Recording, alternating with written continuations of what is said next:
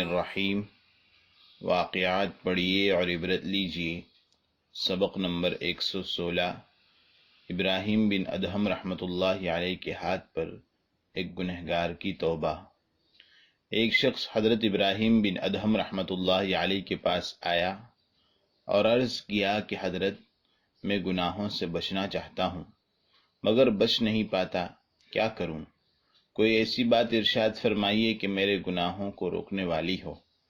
حضرت ابراہیم بن ادہم رحمۃ اللہ علیہ نے فرمایا، جب تیرا ارادہ گناہ کرنے کا ہو تو دیکھنا کہ اللہ کا دیا ہوا رزق نہ کھانا۔ اس نے عرض کیا کہ پھر میں کیا اور کس طرح کھاؤں، جبکہ جو بھی زمین پر رزق موجود ہے وہ اللہ ہی کا عطا کیا ہوا ہے۔ آپ نے فرمایا کہ کیا تجھے شرم نہیں آتی کہ جس کا رزق کھاتا ہے اسی کی نافرمانی کرنا چاہتا ہے؟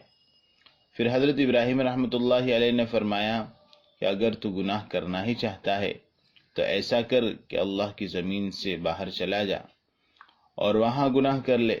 اس نے عرض کیا کہ حضرت، یہ کیسے ہو سکتا ہے جبکہ ساری کائنات اسی اللہ کی ہے؟ آپ نے فرمایا کہ پھر کیا تجھے شرم نہیں آتی کہ اللہ ہی کی زمین پر رہتے ہوئے اس کی نافرمانی کرے؟ حضرت ابراہیم رحمۃ اللہ علیہ نے کہا کہ اچھا، اگر تجھے گناہ کرنا ہی ہے تو کسی ایسی جگہ چلا جا جہاں کوئی تجھے نہ دیکھتا ہو۔ اس نے کہا کہ حضرت، یہ کیسے ہو سکتا ہے جبکہ وہ اللہ ہر وقت ہمارے ساتھ ہے؟ آپ نے فرمایا، کیا تجھے شرم نہیں آتی کہ خدا کے اس قدر قریب ہوتے ہوئے اس کی نافرمانی کرے؟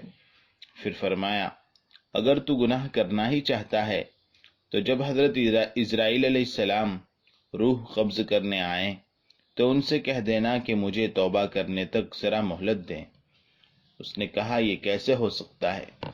حضرت ابراہیم ادہم رحمۃ اللہ علیہ نے فرمایا، پھر کیا تجھے شرم نہیں آتی کہ ملک الموت آئے اور تیری روح اس حال میں قبض کر لے کہ تو گناہ میں ہو؟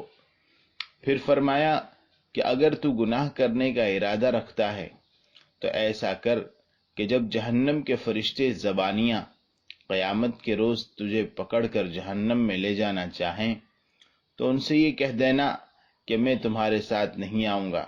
اس نے عرض کیا کہ حضرت، کیا وہ مجھے چھوڑ دیں گے اور میری بات مان لیں گے؟ فرمایا کہ پھر تیری نجات کیسے ہوگی؟